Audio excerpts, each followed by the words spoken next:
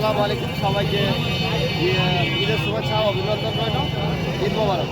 আজকে আমি দাঁড়িয়ে আছি সমস্তপুর উপজেলার যে চৌরালা সেতু, সেই চৌরালা সেতু আজকে যে ঈদ থেকে মানে করতে বিভিন্ন ধরনের মানুষ, ছোটো বড় মাঝারি এবং মেয়ে থেকে শুরু করে সব ধরনের মানুষ এই ব্রিজে তারা মানে ঘুরতে এসেছে এবং এই এলাকাতে বেশি মানে পর্যটন মানে এলাকা না থাকায় বিশেষভাবে এই চৌরালা এবং বঙ্গবন্ধু সেতু এই দুইটাতে মানুষ মানে ঈদ উল ফিতর এবং ঈদ উল আজহা এই দুইটা উৎসবে অনেক মানুষের সমাগম হয়। তো আপনাদের দেখা যে আজকের ব্রিজের কী অবস্থা বা মানুষজন কেমন মানে এখানে ঘুরতে এসেছে? নিরাপত্তার দিক থেকে কি কিরকম হবে? আমরা তারপরে আরেকটা দিক যেমন দেখেছি এখানে প্রশাসনের পুলিশের যে টহল নিয়মিত সেই পুলিশের টহল বর্তমান রয়েছে এবং তারা মানে যাওয়া আসা করছে যে এখানে যেন ডিজে পার্টি বা অন্য ধরনের কোনো বিশৃঙ্খলা যেন না ঘটে।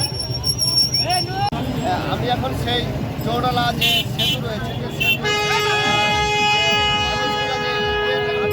ভাগাভাগি করার জন্য যে এসেছেন সেই দৃশ্যগুলো যদি আপনাদের একটু দেখাই।